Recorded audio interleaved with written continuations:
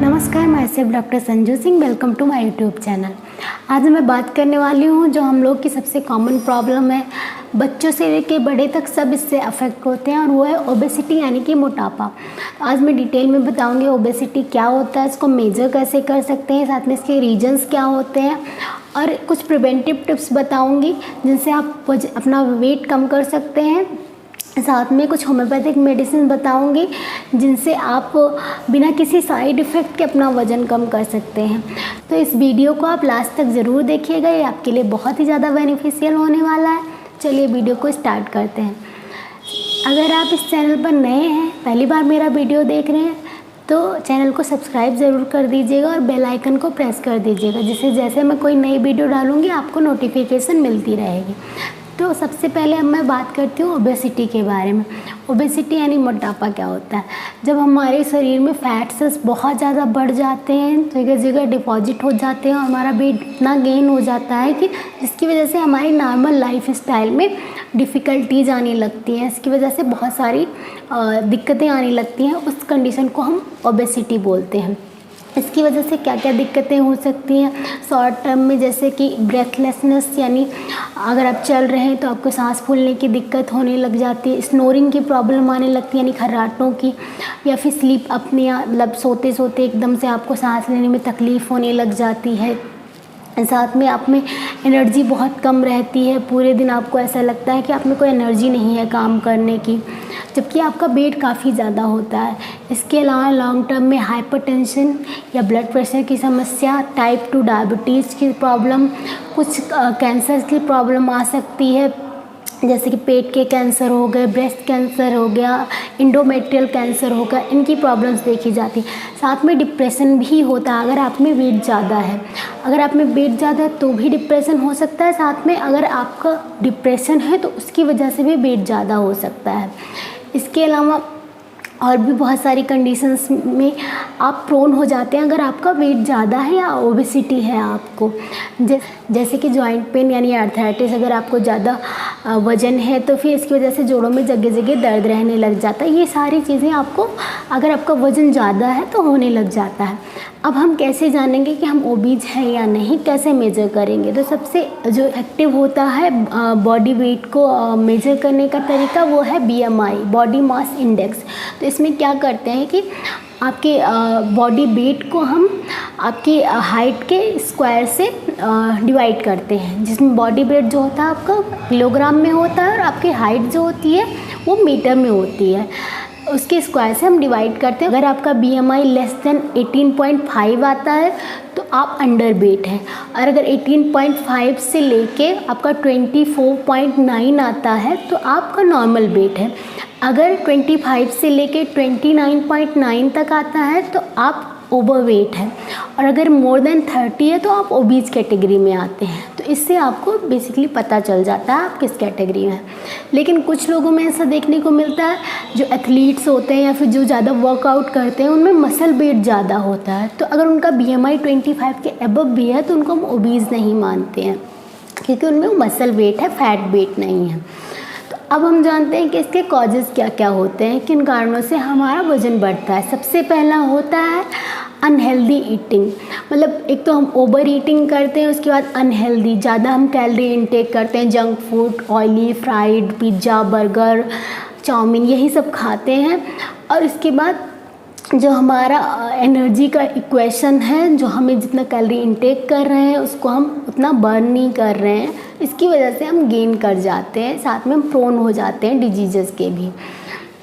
दूसरा होता है सेडेंट्री लाइफ स्टाइल। अब हम इतना खा रहे हैं, उसके बाद कोई एक्टिव एक्सरसाइज नहीं कर रहे हैं। ज़्यादातर हमारा जो वर्क है वो हमारे PC, लैपटॉप और मोबाइल पर होता है। हम ज़्यादातर बैठे रहते हैं और कोई एक्सरसाइज नहीं कर रहे हैं, कहीं भी एक्टिव नहीं है। तो इसकी वजह से फिर हम धीरे धीरे करके पुट ऑन करते रहते हैं। तीसरा होता है कि जेनेटिक, कुछ लोगों में अगर पेरेंट्स में ओबेसिटी है तो बच्चों में भी ओबेसिटी देखने को मिलती है। इसका एक रीज़न ये भी है कि फैमिली में जो ईटिंग हैबिट होती है वो सेम होती है काइंड ऑफ, तो उसकी वजह से भी वेट गेन होता है। इसके अलावा कुछ हार्मोनल कंडीशंस होती हैं जिनमें भी वेट गेन होता है, जैसे कि थायराइड हो गया, हाइपोथायराइडिज्म, या फिर पीसीओएस या पॉलीसिस्टिक ओवरीज हो गई। इसके अलावा certain drugs like corticosteroids, OCP यानी ओरल कॉन्ट्रासेप्टिव्स हो गई, या फिर इंसुलिन, अगर ये सब आप ले रहे होते हैं तो इसकी वजह से भी कई बार वेट गेन होता है। इसके अलावा अल्कोहल कंजप्शन, अल्कोहल में सिर्फ एम्प्टी कैलोरीज होती हैं जो वेट को बहुत ज़्यादा बढ़ाती हैं, साथ में हमारी लीवर और किडनी के लिए भी बहुत ज़्यादा हार्मफुल होता है। इसके अलावा स्मोकिंग भी बहुत ज़्यादा वेट को बढ़ाने का काम करता है। अब मैं आपको कुछ टिप्स बताऊंगी जिससे आप अपने वेट को मैनेज कर सकते हैं। तो इसको मैंने 5 पार्ट्स में डिवाइड किया है। पहला है आपका डाइट, दूसरा है एक्सरसाइज, थर्ड है वाटर इनटेक, फोर्थ है स्लीप, और फिफ्थ है होम्योपैथिक मेडिसिन। तो सबसे पहले मैं आपको डाइट के बारे में बताती हूँ। तो डाइट में आपको एक तो शुगर बिल्कुल कट आउट कर देना अपनी डाइट से, जितना हो सके आपको बिल्कुल शुगर इनटेक नहीं करना है।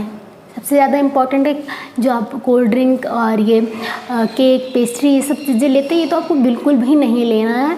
और आप अगर लेना भी है तो आप जैगरी ले सकते हैं सब्स्टिट्यूट की तरफ, और उसको भी आपको लिमिटेड अमाउंट में लेना है।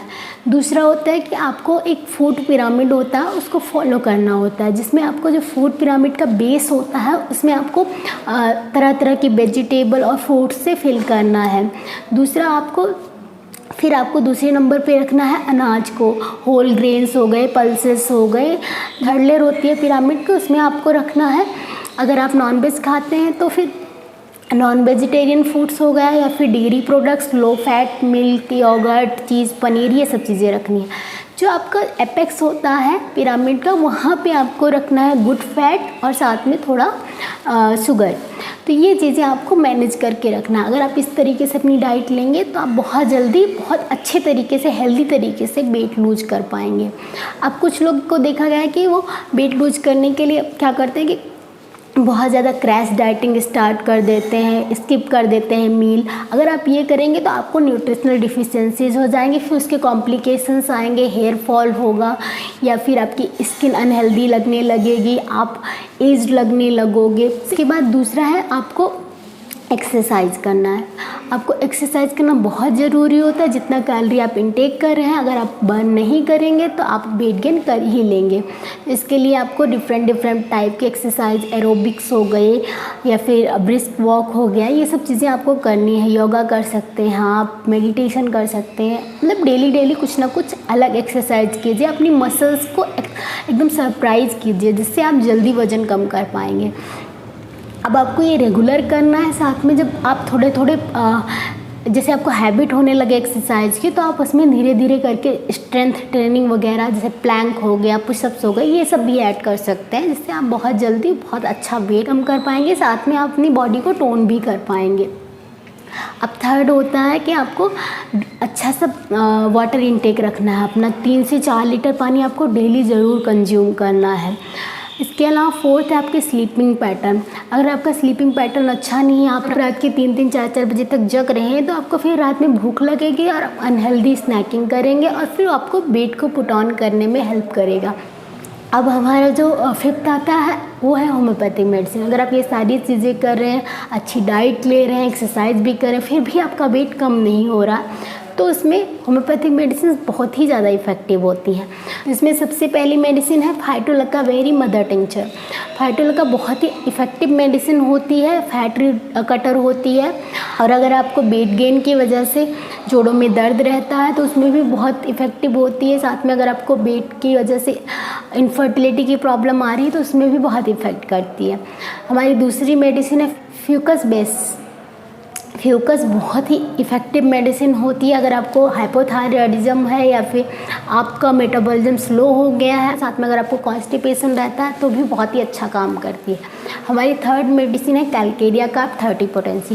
कैलकेरिया कार्ब बहुत ही इफ़ेक्टिव मेडिसिन होती है, स्पेशली फीमेल्स के लिए। अगर वो फेयर है, थोड़ी फैटी है, उनको पसीने की बहुत प्रॉब्लम है, स्पेशली हेड में या फोरहेड पे ज़्यादा पसीना आता हो, ऐसी जो फीमेल्स होती हैं उनमें बहुत ही इफ़ेक्टिव होती है कैलकेरिया कार्ब।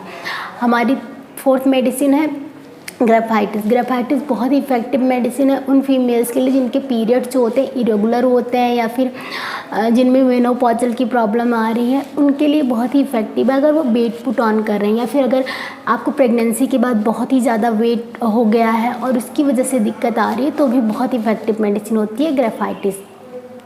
हमारी 5th मेडिसिन है नाइट्रम सल्फ। नाइट्रम सल्फ बहुत इफेक्टिव मेडिसिन है। अगर आप में वाटर वेट ज़्यादा हो गया, पानी बढ़ गया हो, उसकी वजह से आप ओबीज हो रहे हो, तो बहुत ही अच्छा काम करती है नाइट्रम सल्फ। मैं आपको बता दूं कि अगर आप मेडिसिन लोगे और अच्छी डाइट रखोगे, साथ में अपना मील आप प्रॉपर रखोगे, आपको 3 टाइम ब्रेकफास्ट, लंच और डिनर करना है, साथ में बीच बीच में आपको हेल्दी स्नैकिंग करनी है, कुछ फ्रूट्स हो गए, कुछ नट्स, कुछ सीड्स, ये टाइम टाइम पे लेना है। अगर आप ऐसा करते हो तो आप बहुत जल्दी, बहुत ही अच्छी तरीके से अपना वेट लूज कर पाओगे, जो दोबारा नहीं आएगा, आप उसे मेंटेन कर पाओगे। साथ में एक और चीज़ है कि कुछ लोगों में जिनमें आइडल वेट के करीब होते हैं अगर आप, तो उनमें बहुत स्लो तरीके से वेट लूज होता है, रेदर देन कि जो बहुत ज़्यादा ओबीज हैं उनमें जल्दी वेट लूज होता है। तो आपको ये कोई क्राइटेरिया बना के नहीं रखना कि नहीं मुझे 1 हफ्ते में इतना ही लूज़ करना। कई बार 1 हफ्ते में 1 kg 2 kg लूज भी होता है, कई बार नहीं भी होता है, तो वो टोटली अंडरस्टैंडेबल है अगर आप हेल्दी फील कर रहे हैं। तो अगर आपको वीडियो में दिखाई जानकारी अच्छी लगी हो तो वीडियो को लाइक कीजिए और इस वीडियो को ज़्यादा से ज़्यादा लोगों तक शेयर कीजिए ताकि उनको भी फ़ायदा मिल सके। अगर आपकी कोई सजेशन और क्वेरी है तो कमेंट बॉक्स में ज़रूर लिख कर बताइएगा। अगर आप कोई चाहते हैं किसी टॉपिक पर मैं वीडियो बनाऊं तो वो भी ज़रूर बताइएगा। अब मिलते हैं अगले वीडियो में, तब तक के लिए stay healthy, stay active. Thank you so much.